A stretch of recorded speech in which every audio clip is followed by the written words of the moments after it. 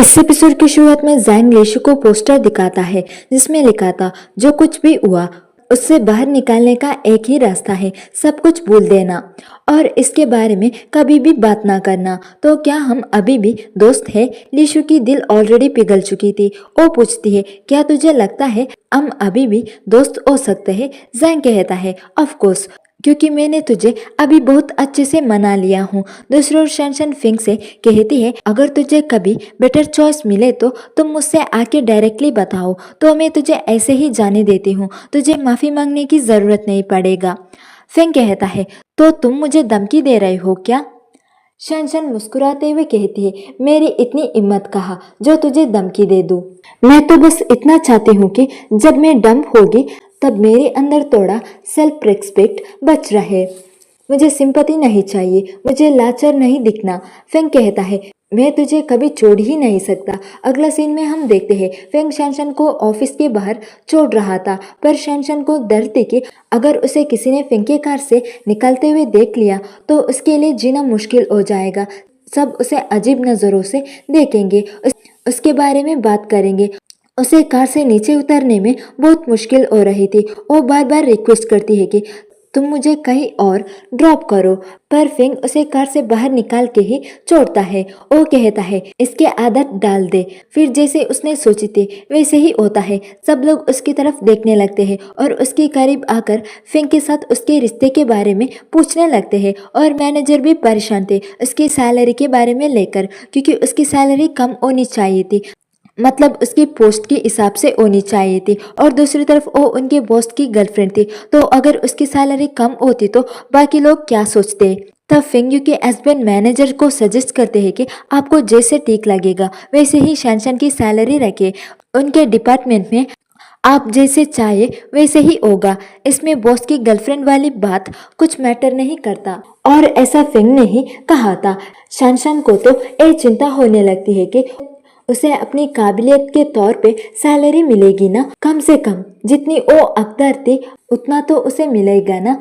वह ऑफिस में सब उसे बॉस की वाइफ की तरह ट्रीट करने लगते हैं। वो तो परेशान हो चुकी थी स्पेशल ट्रीटमेंट से। वो अपनी परेशान फिंग और लिशु से शेयर करने आती है, पर ये दोनों उसकी प्रॉब्लम का सॉल्यूशन बताने के बजाय उसे और ज्यादा उलझन में डाल देते हैं। शनशन को तब अपने आप की ही सुनना ही बेटर लगती है। उसकी सैलरी तो नॉर्मल ही थी, मतलब जैसे उसने सोची थी कि उतना ही इंक्रीज हुआ था, पर बाकियों को इससे भी प्रॉब्लम हो रही थी। उनको लग रहा था बॉस की गर्लफ्रेंड होकर भी उसको कोई फायदा नहीं हुआ।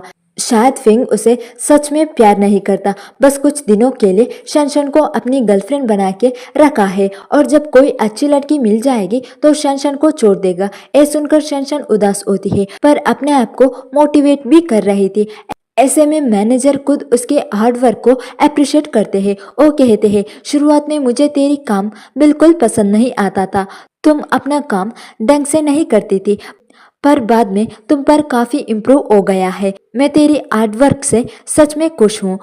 तुझे जो सैलरी मिल रही है वो तुम्हारे काम के हिसाब से मिल रही है। शनशन के लिए इतना ही काफी थी, उसे बहुत अच्छा लगती है। फिर बातों बातों में फिंग को पता चलता है कि शनशन लियू की बॉयफ्रेंड के घर रहती है, तो उसको तो ऑब्जेक्शन होती है ना, उसका गर्लफ्रेंड भला क्यों दूसरे के बॉयफ्रेंड के घर रहती है। शनशन ने तो बस कैजुअली कहती है कि मुझे तो पता नहीं थी कि इस बात से भी तुम्हें कोई प्रॉब्लम हो सकता है, और जबकि मेरी बहन की बॉयफ्रेंड वहाँ रहता भी नहीं था, तो इससे भी तुम्हें क्या प्रॉब्लम हो सकता था। ये बात शनशन को बिल्कुल भी समझ नहीं आ रही थी, पर फिंग नहीं चाहता था कि उसका गर्लफ्रेंड दूसरे के बॉयफ्रेंड का बेड पे सोए। शनशन कहती है ठीक है कोई बात नहीं, मैं सोफा पर सो लूंगी, अगर तुम्हें इससे भी प्रॉब्लम हो तो मैं नीचे सोऊंगी। तो फिंग उससे कहता है तुम मेरे साथ घर आकर रहो, आप शादी से पहले किसी लड़की का किसी लड़के का घर में साथ रहना ए शनशन के लिए बिल्कुल भी अच्छा नहीं लगती थी। वो बिल्कुल भी ऐसा नहीं कर सकती थी। और रिक्वेस्ट करती है मुझे थोड़ा टाइम दो घर ढूंढने का, फिर मैं शिफ्ट हो जाऊंगी। तब फिंग उसे एक दिन का मोहलत देता है घर ढूंढने के लिए। अब घर ढूंढना इतनी इजी बात थी क्या जो एक दिन में मिल जाए। शनशन उसे थोड़ा और वक्त मांगती है, पर फिंग कहता है अगर तुम्हें कल तक कोई घर नहीं मिला तो तुम मेरा घर शिफ्ट होगी। तब तो शनशन के लिए फिंग के घर में शिफ्ट होने से ज्यादा एक दिन में घर ढूंढना ज्यादा आसान लगती है। अगले दिन शनशन सुबह से ही घर ढूंढने का काम शुरू कर देती है। उसे ज्यादा वक्त भी नहीं हुआ था घर के बारे में बात करने का, और उसे तो खुद से ही एक एजेंट का कॉल आता है घर के लिए। वो एजेंट उसके बारे में सब कुछ जानता था और उसे कम प्राइस में एक अच्छा घर देने की बात करता है। उसे हैरान होती है कि उसकी नंबर उस एजेंट के पास कैसे गया और वो उसके बारे में इतना सब कुछ कैसे जानता है। ऊपर से वो उसे कम प्राइस में घर देने की बात कर रहा था। इसमें कुछ गड़बड़ घोटाला महसूस होती है। वो सोचती है कि जरूर ये बंदा कोई फ्रॉड होगा जो उसे फंसाना चाहता है, तो वो उसका फोन कट कर देती है और अपने आप को बहुत स्मार्ट समझ लेती है। तभी उसे फेंग का कॉल आता है। वो उससे पूछता है घर ढूंढने का काम कितनी दूर पहुंचा। शैनशन उसे फ्रॉड कॉल के बारे में बताती है तो फेंग कहता है वो फ्रॉड नहीं था। ऐसा कहकर वो उससे एजेंट का नंबर मांगता है और कहता है मैं संभाल लूंगा। शैनशन को इस नए अपार्टमेंट के बारे में बताया गया था। शैनशन को एक घर बहुत पसंद आती है और वैसे भी एक घर चीप रेंट पर मिल रहा था, पर शनशन को इस बात पर डाउट होने लगती है। मतलब इतना अच्छा घर और इतनी कम रेंट पर मिल रहा था तो उसे विश्वास ही नहीं हो रही थी। पर वो बंदा जैसे तैसे करके शनशन की विश्वास जीत लेता है। वैसे इसकी बातों से हमें ये तो समझ में आ रही थी कि इस बंदे को फेंग ने ही भेजा था। शनशन अपना नया घर पाकर बहुत खुश थी तो वो फेंग को भी बुला लेती है। फेंग भी अपना काम पोस्टपोन करके शनशन के पास आ जाता है। फिर दिखाया जाता है कि फेंग ने ही सबसे बात करके शनशन को वो घर दिलाया था। शनशन को कहीं पता ना चले इसलिए फेंग ने सबसे कहा था कि शनशन से ऐसा बात करे जैसे उनका उससे कोई लेना देना ना हो। सारी चीजों का रेंट भी ऐसा रखा गया था कि ना तो वो इतना हाई हो कि शनशन अफोर्ड ना कर सके और ना ही इतना चीप हो कि उसे शक हो जाए कि इसके पीछे फेंग का हाथ है। इसलिए शनशन भी खुश थी और उसकी खुशी से फेंग भी खुश था। अगले दिन शनशन की मुलाकात उस बंदी से हो जाती है। ये वही लड़की थी जिसने फेंग के घर जाके लीशु को देखी थी और ऑफिस में ये रूमर्स फैलाए थी। फेंग की और लीशु के बीच कुछ चल रहा था और फेंग ने अपनी गर्लफ्रेंड को घर में छुपा के रखा है। इसी वजह से फेंग ने उसे जॉब से निकाल दिया था।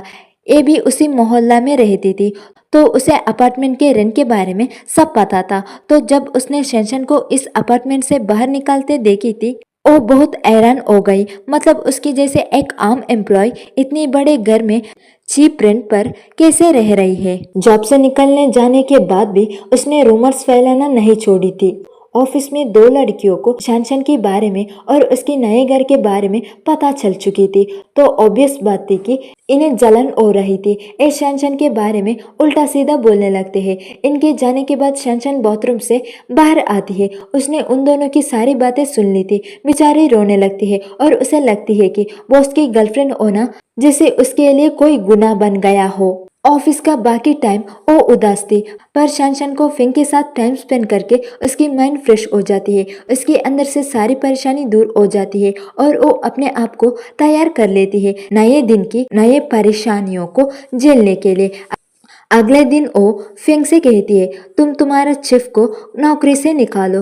फेंग पूछता है क्यों, तो शनशन कहती है कि मुझे अपने हाथ से तुम्हारे लिए खाना बनाना है। तो फेंग उससे पूछता है क्या तुझे खाना बनाना आता है। शनशन कहती है खाना बनाना तो आता है पर तुम्हारा स्टैंडर्ड का होगा या नहीं ये मुझे नहीं पता। फेंग उसकी बातों पर मुस्कुराता है और कहता है मैं थोड़ी ना तुझे यहाँ काम करवाने के लिए लाया हूँ, मैं तो तुझे रानी बनाकर रखना चाहता हूँ। तुम्हारी काम बस खाना खाना और एंजॉय करना।